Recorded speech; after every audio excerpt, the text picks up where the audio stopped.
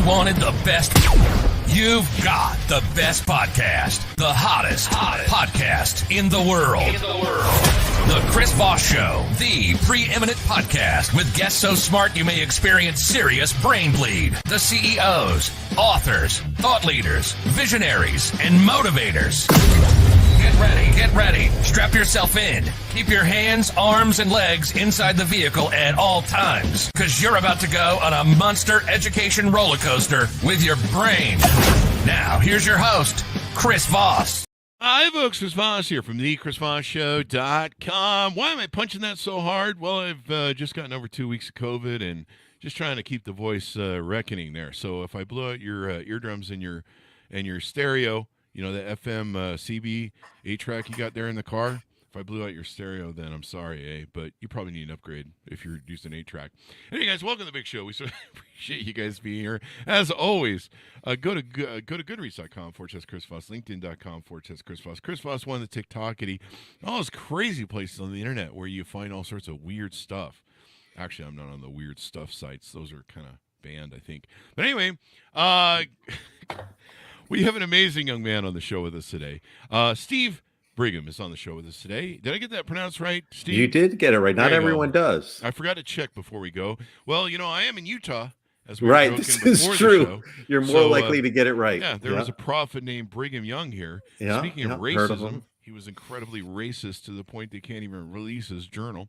Is that right? And we'll be, I guess, getting into a little bit of that. Your book came out June 14th, 2024. It's called It's Never Been a Level Playing Field, Overcoming 8 Racial Myths to Even the Field. That sounds like a good idea. Steve is a leader in public engagement field who for the past 24 years has known a great success as a facilitator, consultant, and designer of complex public meetings and community building processes on critical public policy issues. He's facilitated numerous national and international forums, and since 2010, his bread and butter consulting has focused primarily on local and metro DC issues such as land use, affordable housing, transportation, support for BIPOC business owners in BIPOC. Mm-hmm. Am I pronouncing it right? Black, Indigenous, and people of color. There you go. Business owners in jeopardy of displacement, economic development, and public school redistricting. Welcome to the show, Steve. How are you? I'm great, Chris. Thanks for having me. I love the whole introduction at the beginning of the show. It's all about the energy, baby. Right, all exactly. About the energy. Yeah, that's what sells. So give us your .coms. Where can people find you on the interwebs or socials?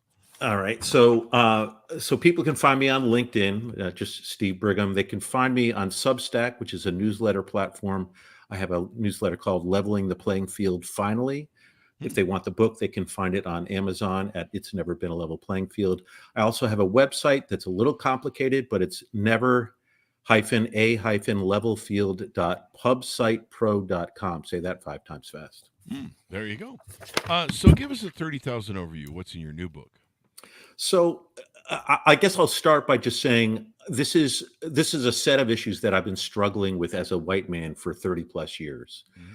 I was married to an African-American woman for 19 years. I got 2 biracial kids. I lived in Washington, D.C. When I first came, it was considered Chocolate City. I live in a majority Black county in Maryland, Prince George's County. Mm-hmm. But I always kind of wrestled with, why are we still so unbalanced racially in America? Why are whites still kind of so dominant in so many spheres?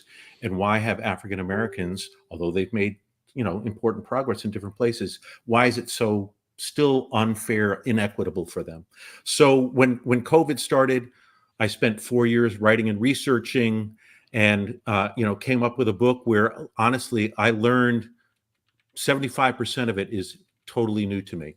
Put it together as 8 myths that we need to overcome around a level playing field, around continued segregation, around where people live that leads to inequitable health outcomes, myths around economic opportunity, educational opportunity.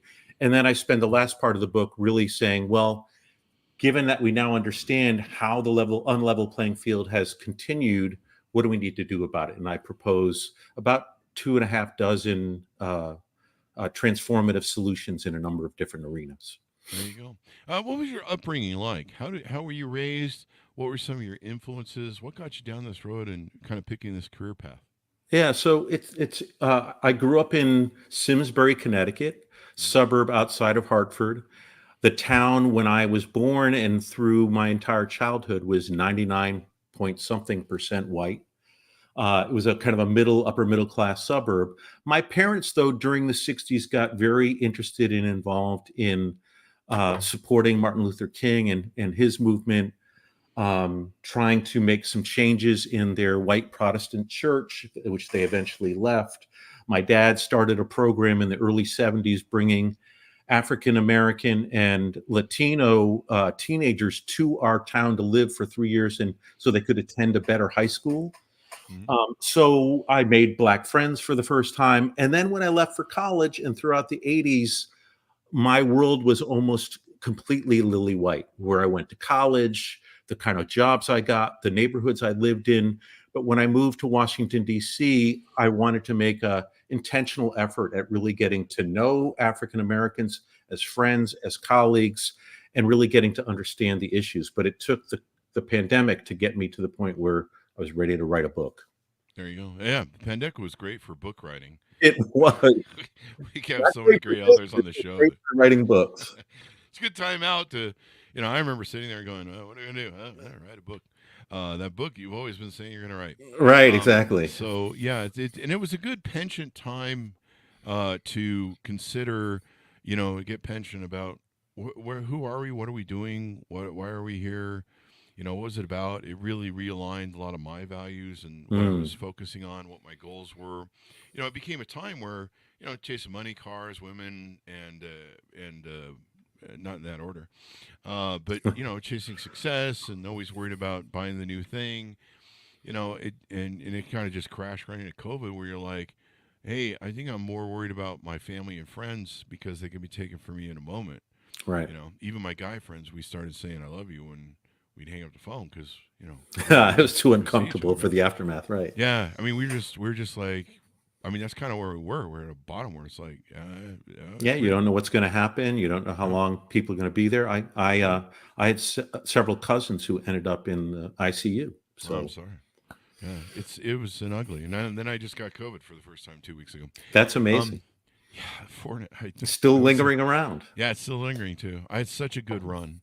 Um, anyway, this is why I avoid people in general, and Right. You can just stand behind the I only microphone. talk to Don't them have over to worry Stringer. about it. So in your book, help us understand what some of these racial myths are. Can you tease out maybe one that you'd like to talk about that people can kind of understand what these myths are and how to either fix them or overcome them or reapproach them in a different way so that you're not being biased by them?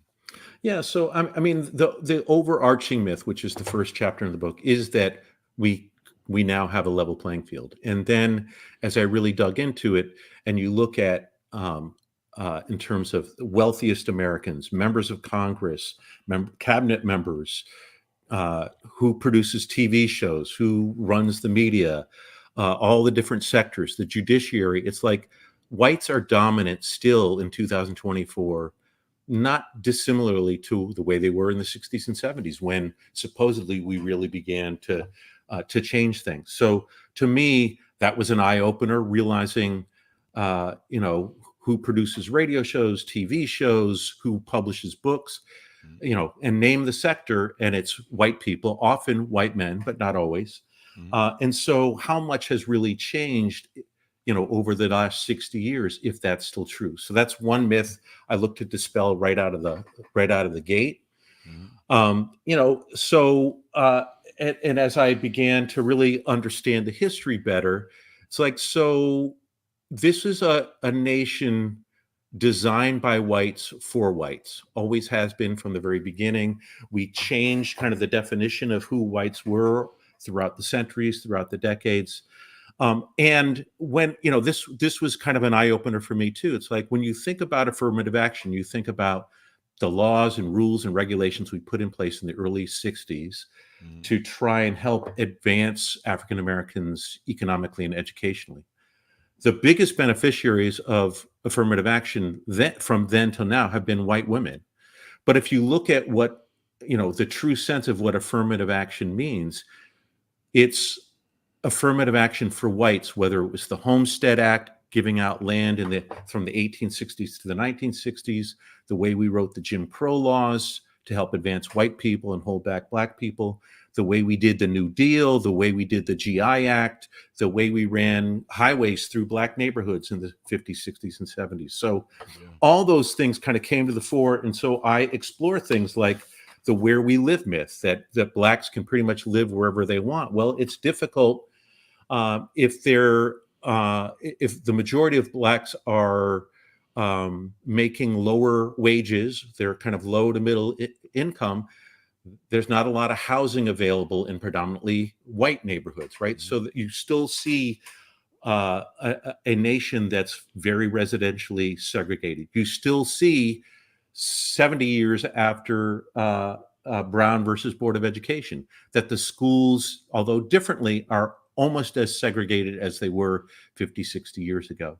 Yeah. So I look to explore that in depth to kind of really allow us to understand where we are right now and why and how we got there before I start really looking at, well, what do we need to do to make some transformative change? There you go. James Baldwin had a lot of discussions about, when are things going to change? How long do I have to in wait? The 60s, being on television. Yeah. He's like, how long do I have to wait? How long do you want me to be patient? How long do you want me to wait for your little magic pill to take place? That things are going to change. It's interesting. We had Eddie Glaude Jr. on the show a couple years ago. I've had him on twice now. He wrote a great book on James Baldwin, and it was very moving for me to read it. And it was the first time I'd been exposed to. Well, I was exposed a few months earlier to Baldwin for the first time. Powerful writer, powerful writer. Thinker. And it was someone who wrote a book about the that mind-blowing debate that he had with the I would call him a racist, the guy from The Nation, forget his name, but it's the famous argument between the two of them, and Baldwin clearly just smacks it out of the park, wins, and it just tears your heart out. It's something that's living with it. Is your book geared more to white people and understanding, that we haven't really come as far as we think we have? A lot of people, including me, we saw a black President Obama be put in the office. We're like, okay, well, maybe we fix racism now. Right. We're a post-racial society was the term back in 2009, right? Yeah. No, I mean, so I actually had a discussion early on as I was writing this with a friend of mine out in LA about whether I should be explicit about who I'm targeting it to. So, on the whole, it's a book for everybody that doesn't know this history, but I really have written it with a white audience in mind, to kind of walk them through, as I'm learning, the history that we don't know. We're not taught any of this stuff in high school, college, unless you take an African American studies course, which is not offered in most places. And so in general, I think white people are kind of blind to how unlevel things still are, and why they're still unlevel. It's not victim blaming. It's that we haven't changed systems, policies, laws, practices in a bunch of arenas enough in order to really make a difference. Yeah, we tried so much between, going after redlining, which separated, communities and stuff. Did a lot of damage that way. Did a lot of damage, and really wasn't undone for a long time after the Fair Housing Act of 68. Yeah. And we've had people that have come on the show and talked about, the housing issues, like kind of you alluded to, where it's, most times black people can afford to move into a white neighborhood after it's, what's the word, gentrified? Yeah. Where, it's been there for 30 years and white people are moving out. And, it's going through a recycling effect or reinvigoration, regentrification. People come in and they improve the homes are usually pretty beat up by go then, up in so they go up way in value. Yeah, improvements. They come in and they do put the nice stuff on them, and just kind of make them a new home again, technically. But yeah, it's really tough. What are some other things that we need to be aware of? Is in our white privilege, as it were, that we think maybe is resolved, but it's not. Yeah, I mean, so there's a myth that a lot of the health challenges that African Americans have are just due to bad choices that they're making. But we don't understand that intentionally we cited a lot of polluting facilities, hazardous waste facilities in Black neighborhoods, Black and brown neighborhoods, from the 20s after a decision made by the U.S. Supreme Court.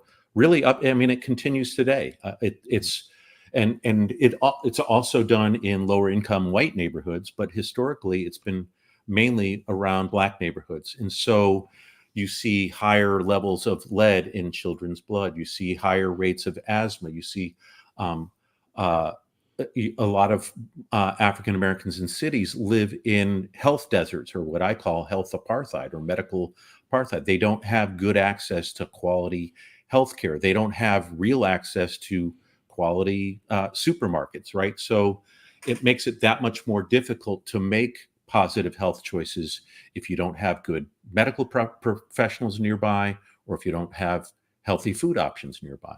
Mm-hmm. Yeah.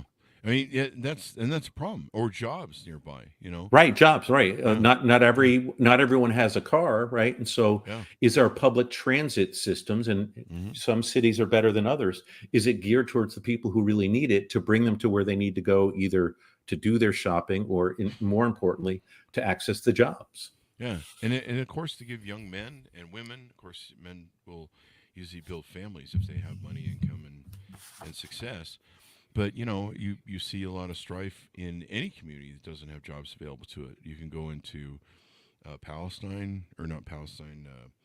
You can go into over in the Middle East, where a lot of these young men can't get jobs, so they decide the best job is being a suicide bomber. Right. In urban environments as well, there's people that decide to turn to drugs and crime and other issues because they don't have the support. They don't have jobs readily available. They don't have good maybe role models sometimes close by. James Baldwin used to steal out of his area, his zone, and it was kind of largely determined as being, well, this is where the Black people go in New York City, I think it was. And he would steal out to go to a library that he couldn't access. It was like a whites-only library to check out books. Right. And that was, he got busted by the cops. And, he couldn't even check out a book to educate himself. And thankfully, he stuck with it. And I think he got some favors. Look at what a great writer and contribution he made to our society. But, we need to look at all these things. If you think about, like, who were the suburbs created for? Yeah. White families, right? Ah. And as they built the suburbs, white families moved out, Black families were not allowed to. Mm-hmm. And all the manufacturing and kind of blue collar work that was based in downtowns followed the white people out to the suburbs. And all of a sudden, Blacks who had access to decent enough working class jobs in the cities, all of a sudden couldn't get out or didn't have the transportation to get out to, and so you saw Black unemployment go way up in the 60s and 70s during that whole phase. Yeah. And then it created a lot of dysfunction. That you were just talking about. That's what's great about getting educated about all this stuff is, you can understand what's really going on. And I think a lot of people, we're busy doing our own little private Idaho crap that we're always up to. But, a lot of people, you need to realize the world's bigger than you. I mean, that's kind of what 9/11 delivered to me. Is they delivered to me that, hey, the world's things that are going on in the world. I woke up one day and I'm like, why do people hate us so much? And do I have bombs dropping on us? And maybe I should learn about the world and what's going on and how they perceive us and interact with us. And maybe it's me.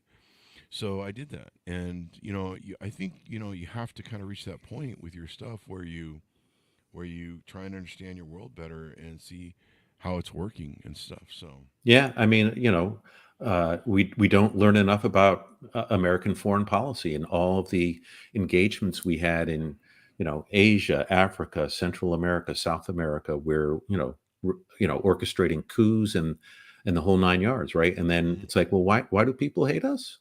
And it's not that they don't hate the Russians or whatever, but when you travel overseas, there's kind of a bifurcated attitude you get. Like, people love meeting Americans, and at the same time, they tend to look down on the American government Yeah. because I of mean, because of past history. oh yeah, we've done so many stupid things to put our thumb on the scale and shit.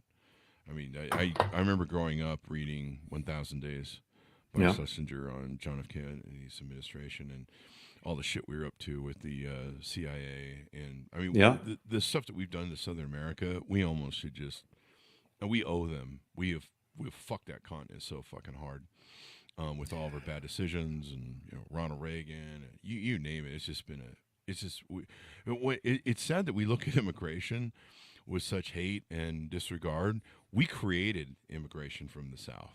We did. We've been wrecking stuff there since the 60s. And, It's true. So the reason why governments are shit and everyone wants to come here is because we made it that way. Some of the Ecuadorian shit that went on with Reagan. So, yeah, it's important that we realize, what do you hope people come away with the book? What do you hope that they walk away from going, I've learned something new today. What is it? Yeah. So, I think just like I was able to do, take the time to learn the history, like you said, and so that you have a more sophisticated and complex understanding of why things are the way they are. But, one of the great things that I've seen in dozens of the reviews of my book online on Amazon is people really appreciate the thoughtful ideas for what we can do. Yeah. So I organized the solutions into 4 different chapters. One was around transforming the education landscape for African American youth. And some of the things I propose can be done, it can be done for all youth, right? But with a strong emphasis in order to repair the past with African Americans. So funding universal birth to 3 and pre-K 3 and pre-K 4. When that's done, people have studied the outcomes during childhood, adolescence, and adulthood is much higher than those who didn't get those kind of programs. Yeah. Significantly increased federal Title I funding. Federal Title I funding goes to schools in higher poverty neighborhoods, but it's never enough, doesn't make enough difference. If we're really serious about transforming our K-12 schools, and especially I think in the first 6 to 8 years, we need to think about funding differently. I say provide a Black New Deal for African American high school graduates. The New Deal that escaped intentionally, we didn't include African Americans for the most part in all the New Deal programs. Wow. They weren't involved with Social Security. They weren't involved. The Fair Labor Relations Act didn't apply to them, so on and so forth. It's like even the GI Bill, for the most part, African Americans were not able to access it like white Americans, like my father, who fought in the Korean War. So what about a Black New Deal for African American high school graduates to give them free access to post-secondary education, whether that's certificate programs, community college, or 4-year college, so that they are better prepared to compete in the economic landscape. So there's kind of transformative ideas. All of them would be really hard to pull off, especially in our current political landscape, how divided we all are. But if we're really serious about tackling and making right all the wrongs of the last 200 years, and even in the last 60 years, those are the kind of transformative solutions that we need to think about. Transforming our housing and zoning laws. Most white communities still only allow for single detached houses, right? And sometimes it dictates like it's got to be at least a quarter acre, half acre, which makes it more expensive, which makes it more exclusive. So we need to be looking at, where we site polluting facilities, no longer in Black and brown neighborhoods, right? New Jersey passed a law during the pandemic that there would be a whole different process for figuring out where to site polluting facilities, hazardous waste facilities, and that with a special attention to not doing it in Black and brown neighborhoods and low income neighborhoods. So, I try to address the territory that I talk about in the history. And now what do we do? It's really important. And I think we need to, this country used to be about a rising tide lifts all boats. Yeah. And we didn't think in scarcity. We thought in abundance. And we thought, if we bring all these people, create this melting pot of a country, and we have all these people from all these different walks of life, from all these different backgrounds, all these different cultures, they will build something amazing. And we did that for a large part of, I think, of our history. I mean, we're not perfect. There are dark parts of our history as well. What we did to American Indians, American natives. What we haven't been the best of people, but we're hopefully, as the Constitution says, and I remember President Obama saying one time, we zig and we zag, and we're always on course to building that perfect union, but we're never going to achieve it. I mean, it's just being on that road hopefully makes you better and you get better. But, identifying that, helping communities that have been racially blighted or ignored or discriminated against or created in a way to subjugate or handicap them, we need to recognize that exists, and that a rising tide lifts all boats, and that we need to work from a mindset of abundance, because there's no corner on who has the best ideas to who's going to contribute stuff to society. You look at Steve Jobs. His father was an immigrant. If he hadn't been allowed to come to this country, boy, it'd be a really different time right now. Yeah. You look at the impact of the iPhone and what he did with Apple. I mean, he literally changed the world in so many ways. Maybe not for the better when it comes to social media and people's dopamine addiction too. Right. That's for another segment. As we go out, final thoughts to people. Now, is there any upcoming? Do you do any coaching? Do you do any future events maybe upcoming that you want to plug? Anything we need to plug before we go? That's a good question. I mean, I wrote this book while also having my own consulting practice. A lot of the consulting I do is around community-based issues, some of which I cover in the book.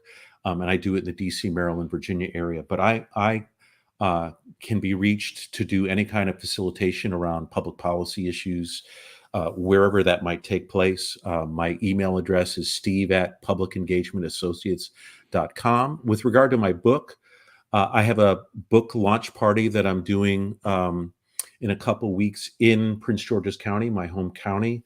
It's mainly targeted toward audiences in the DC area. I write a Substack newsletter that I talked about earlier called Leveling the Field Finally. I write 1 or 2 newsletters a week. Would love to have more people join that. Would love to have people go to Amazon.com and buy the book. It's Never Been a Level Playing Field. So got a lot going on, trying to learn the ins and outs of marketing and promoting a book while working full time. So, but it's been a great journey. I guess, one thing that I'd be remiss because I haven't not mentioned it yet is just that one of the issues, one of the nuts to crack is how do we create a single racial justice system rather than a bifurcated one for whites and one for non-whites and especially African Americans? Because I just have a statistic here and I want to read it real quickly. So first of all, in schools, Black students are suspended 4 times more than white students. Oh, wow. Blacks make up 15% of the country's drug users, but 30% of those arrested for drug violations, 59% of those convicted, 74% of those sent to prison for a drug offense. And even with cannabis, they're arrested at 4 times the rate of whites, even though they're equal in terms of use. So, that's another thing that we really, and you tackle that primarily at the local level. So I would encourage your listeners to really think about, what can be done Salt Lake City, Las Vegas, LA, because there are so many kind of mini racial justice or criminal justice systems throughout every jurisdiction in America. And that's where the change needs to happen. There you go. It all begins with us. We are the stewards of our democracy, people. We're the stewards of the American ideal, the dream. And we need to start getting back to where we think in an abundance mindset. A rising tide lifts all boats. Immigrants and different people made this country great. There is no one smart people on this planet. Amen. I'm a white person, and I know a lot of damn-ass stupid white people. In fact, I might know more of them than anyone else. So I've seen Jerry Springer, damn it. Anyway. Right. And Mort Downey, and yeah. all that ilk. So it's no one is above reproach, and I think it is. And I think it's important that we lift all boats. We make sure everyone gets a hand up. The people, the ability, the greatest thing about the American ideal and the dream is it says to people, you can become something if you work hard enough and you give back. Now, it's not a guarantee, but it is an option. In a communist country, they go, I don't care what your ideas are, what you do, or how hard you work. You get the same pay as everybody else, so shut up, sit down, and just die with no passion, I guess. I don't know. And enjoy breadlines. So, and everybody needs to live off that ideal and have that opportunity, because the things that they'll create, the things they'll innovate, the businesses they'll make can change the world, solve cancer, innovate technology. There's no one person who has all the good ideas in it, regardless of color. And it's really important we start. This is a constant fight. We're going to be fighting this we've been fighting, since white people have been on America's soil, 400 years or something like that? We've been fighting racism. And we probably got a few hundred more years we're going to have to be fighting. I hope not. I hope not. I would hope for my kids' sake. Yeah, you and me and Baldwin God Jr. But, for the most part, we've got some ugly things coming down the pike. We see, I was just reading yesterday about how white nationalists are attacking, which are basically KKK racists, are attacking some of the Republican people who are speaking out against some of the racist stuff that's going on in our politics, and blatant dog whistling and things of that nature. And until we, as a people, say we're not going to tolerate that from our politicians anymore, we're not going to tolerate that sort of language, and instead people are supporting for it, voting, and giving money to it, it just shows you how far we are from. Yeah, I mean, there's been a real comeback of white nationalists and that ilk over the last 15, 20 years. Yeah. Kind of scary. Yeah, it even surprised me. I mean, I remember the day after Donald Trump won, and they're like, yeah, white nationalists put him in the thing. I'm like, who are these white nationalist people? Right. Just rebranded KKK is all it is. Anyway, Rising Tide Lifts All Boats, people. Thank you very much for coming on the show. Give us your .coms as we go out so people can find you on the interwebs. So my website is pubsitepro.com. And my newsletter is levelthefield.substack.com. There you go. Thank you very much for coming on the show. Chris, thank you. This has been great. Really appreciate the conversation. You got it. Thanks for tuning in. Go to goodreads.com/Chris Voss, LinkedIn.com/Chris Voss, Chris Voss 1 TikTok, all those crazy places on the internet. Thanks for tuning in. Be good to each other. Stay safe. We'll see you next time.